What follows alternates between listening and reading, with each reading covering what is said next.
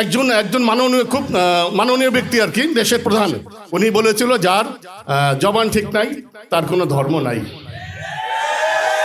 বলেছিল, লজ্জা লাগে আমার, আমার খুব লজ্জা হয়। এই পজিশনে থাকে এই কথা বললে এটাকে মানায়? মানায় না। আপনি ভুলে যেন না, 17 বছর দেশের বাইরে ছিলেন।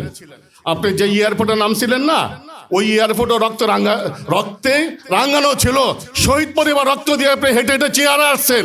আপনি বলছেন জুলাই সনদ গণভোট বাস্তবায়ন করবেন, আপনি কথা রাখতেছেন না। আপনি আবার বলেন যার জবান ঠিক নাই তার কোনো ধর্ম নাই। আমরা কি মনে করব?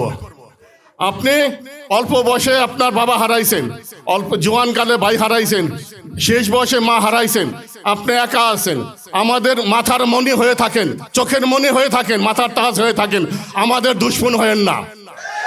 যদি গণভোট জুলাই সনদ বাস্তবায়ন না হয় খুব শীঘ্রই আমরা যে রাস্তায় নামবো তো নামবই। আমাদের যাদের সন্তান হারাইছে, যাদের চোখ মুখ হারাইছে, তাদের একটাই দাবি, জুলাই সনদ গণভোট বাস্তবায়ন করতে হবে। নতুন বাংলাদেশ আমরা চাই তো চাই, বিকল্প কিচ্ছু নাই। আপনাদেরকে বলি খুব শীঘ্রই এটা একটা সিদ্ধান্ত করেন, কবে কি করবেন। আমরা বারে বারে এবার আসতে রাজি না, আমাদের আর ভালো লাগে না এখানে দৌড়। আপনি সরকারকে বলেন যে কি করবা, কবে করবা, একটা ডেট দাও। তুমি সময় চাও, সময় নাও, ডেট দাও, ওই ডেটের মধ্যে করবা। না হলে আপনি ডাক দিবেন, আপনারা সবাই চলে আসবো, সবাই চলে আসবো। আর সব সময় আমাদের প্রোগ্রাম হওয়ার সময় এই পর্দার মধ্যে ওই আহত নিহতের ছবি থাকবে, যেন আমাদের বুকের আগুন আরো জ্বলে উঠে, আমরা আরো কিছু বলতে পারি। আমরা সেই ছবি ভাসতে হবে আমাদের চোখের সামনে, আমাদের সন্তানরা কিভাবে জীবন দিছে। এখনো যখন দেখি জুলাই সেই আগস্টের সিনগুলি, মাথা খারাপ হয়ে যায়, পাগল হয়ে যায় যে আমি কেন গেলাম না, আমি কেন মরলাম না। অতএব আপনাদেরকে বলতেছি, জলদি করে একটা সিদ্ধান্ত নেয়, সরকারের সাথে বসেন, কবে কি করবেন করেন। আমরা আর পারতেছি না। জুলাই সনদ গণভোট বাস্তবায়ন করতে হবে, বিচার করতে হবে, শেষ কথা।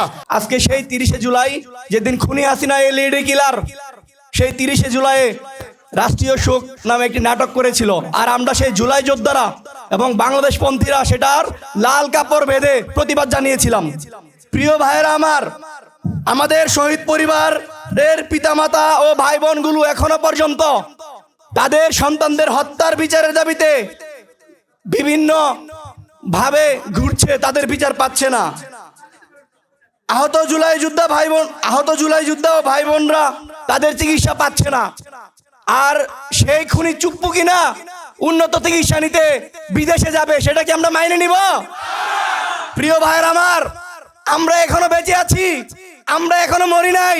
জুলাই গণ অভ্যুত্থানে আমাদের ভাই বোনেরা শহীদ হয়েছে, আমাদের ভাই বোনেরা আহত হয়েছে, আমাদের ভাই বোনেরা হাত হারিয়েছে, পা হারিয়েছে, চোখ হারিয়েছে।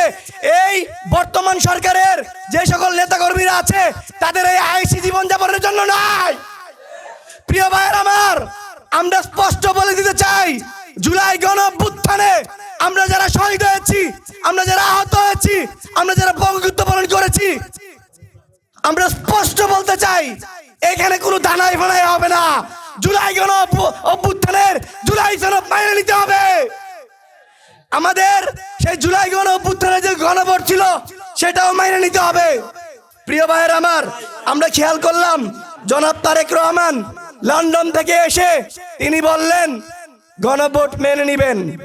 যখন বাংলাদেশের জাতীয় নির্বাচন হয়েছে তার পরবর্তীতে তিনি প্রথম যে মুনাফিকিটা করেছেন এবং রাষ্ট্রের মানুষের কাছে যে প্রতারণা করেছেন, গণভোটকে অস্বীকার করেছেন। আমরা ধিক্কার ও নিন্দা জানাই। একই সাথে আমরা দেখলাম আমাদের ছোট্ট অবুঝ বোন শিশু রামিসা হত্যার বিচারের দাবিতে যখন বাংলাদেশের মানুষ জেলায় জেলায়, পাড়ায় পাড়ায়, মহল্লা মহল্লায় যখন আন্দোলন শুরু করেছিল, তখন সে বুঝে গিয়েছিল তার গদি এই বুঝি পড়ে যাবে। ঠিক তখনই দেখলাম সেই প্রধানমন্ত্রীকে সে তার জায়গা থেকে গিয়ে সান্ত্বনা দিল, 1 মাসের মধ্যে রামিসা হত্যার বিচার রায় কার্যকর হবে। 1 মাস না 2 মাস হয়ে গেছে, রায় হয়েছে, রায় কার্যকর হয় নাই। কাজে আমরা বলতে চাই তারেক রহমানের সরকার কথা দিয়ে কথা রাখে না। প্রিয় ভাইয়ের আমার, আজকে আমরা বলতে চাই আমরা দেখি জুলাই গণঅভ্যুত্থানের আগে বিগত 17টি বছর আমাদের বিভিন্ন রাজনৈতিক দলের ভাই বোনদেরকে বিভিন্নভাবে অত্যাচার নিপীড়ন নির্যাতন করেছে। সেই ভাইরা যখন জেলখানায় যাইতো তাদেরকে হাতে পায়ে দড়ি দিয়ে জেল গেটে তোলা হইতো, অথচ জুলাই গণঅভ্যুত্থানে যে সকল খুনি, ফ্যাসিস্ট, লেডি কিলার এবং সন্ত্রাসীরা যারা আমাদের ভাই বোনদেরকে হত্যা করেছে তারা হাসতে হাসতে আদালতে যায়। এটা আমাদের জন্য লজ্জার।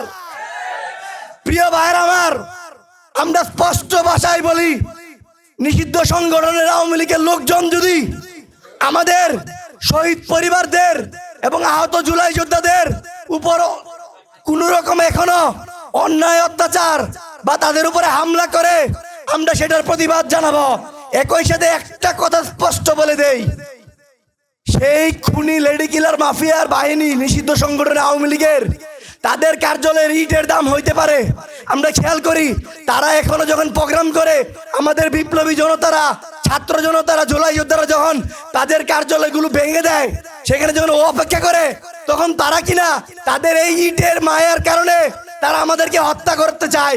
এই খুনি হাসিনার মাফিয়াদের যদি ইটের মূল্য হইতে পারে, তারা যদি তার জন্য আমাদেরকে হত্যা করতে চায়, তাহলে আমাদের ভাই বোনদের যে হত্যা করা হইলো, আমরা তো তাদের উপরে কোনো আক্রমণ করি নাই, আমরা বিচার চেয়েছিলাম। শুধুমাত্র স্পষ্ট ভাষায় বলে দেয়, যদি আমাদের শহীদ পরিবার আহত জুলাই যোদ্ধাদের উপর নির্মমভাবে অত্যাচার করা হয়, আবার হামলা করার চেষ্টা করেন, তাহলে আমরা আপনাদের রাতের ঘুম কেড়ে নিব।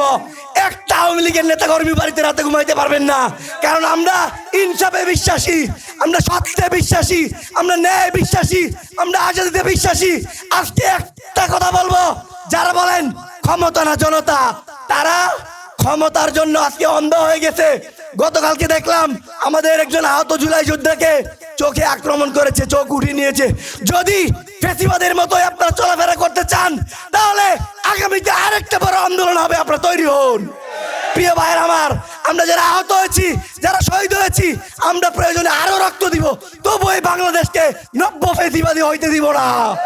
এই ইনকিলাব, ইনকিলাব, ইনকিলাব, ইনকিলাব। শহীদদের স্মরণে, শহীদদের স্মরণে দিয়েছি তো রক্ত, দিয়েছি তো রক্ত, রক্তের বন্যায়। ধন্যবাদ সবাইকে। আমরা যখন এই জুলাই বিপ্লবের সময় মাঠে সাংবাদিকদের ব্যানার থেকে আমরা মাঠে নেমেছিলাম যে আমাদের কি করণীয় আছে, আমরা রাজনীতিকদের সাথে পরামর্শ করেছিলাম।